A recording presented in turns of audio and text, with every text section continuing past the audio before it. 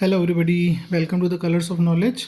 और आज हम कक्षा 10वीं की गणित में चैप्टर 5 एक्सरसाइज 5.3 इसमें ये दूसरा प्रश्न है उसको कर रहे हैं। उसमें पहला प्रश्न जो दिया है वो दिया है 7 प्लस 10⁻² प्लस 14 प्लस और इसी तरह से आगे और प्लस 84।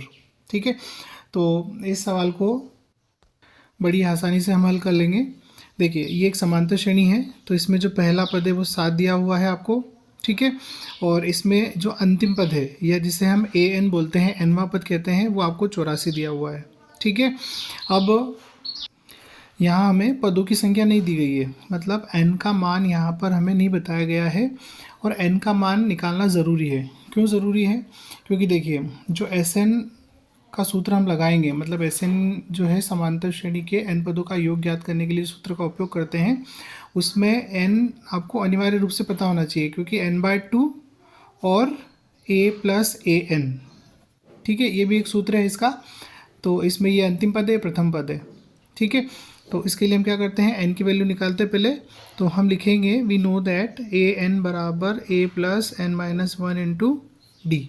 ठीक है, यहाँ मान रखेंगे तो 84 बराबर 7 प्लस n-1 और d की वैल्यू हमारे पास नहीं है, हमने निकाल लेंगे यहाँ से। देखिए, d जो है वो क्या है, d आपका 10 सही 1/2 में से आपको घटाना है 7। ठीक है, ये हो जाएगा आपका 21/2 माइनस 7/1। ठीक है, तो जब आप इसको सॉल्व करेंगे तो d का मान आपको मिल जाएगा 7/2। ठीक है, तो ये d का मान यहाँ रख देंगे हम 7/2।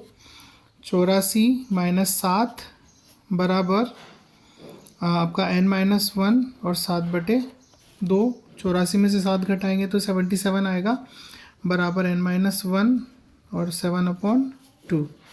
अब इसका क्रॉस मल्टीप्लाई करेंगे तो 77 मल्टीप्लाई 2/7 इक्वल टू n-1। ठीक है, 7 से इसको कैंसिल करेंगे 11, ये हो जाएगा 22, n-1 22 प्लस 1, तो n आपका हो गया 23, मतलब n का मान कितना है 23 है।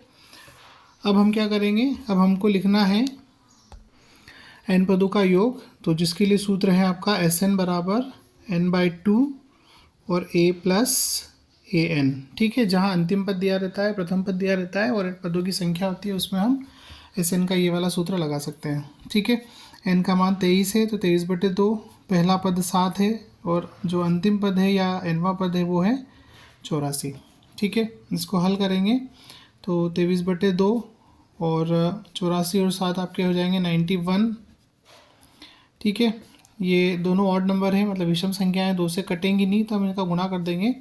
तो 91 और 23 का हमें गुणा करना है, 3 3 9 27, 2 2 9 18, 3 7 2 9 10 और 2। ठीक है, ये हो गया 2093/2।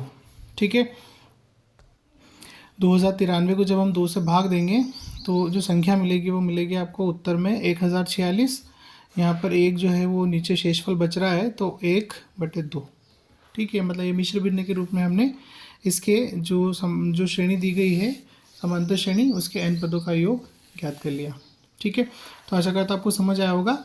Thanks for watching. वीडियो को लाइक करें, चैनल को सब्सक्राइब करें। Thank you.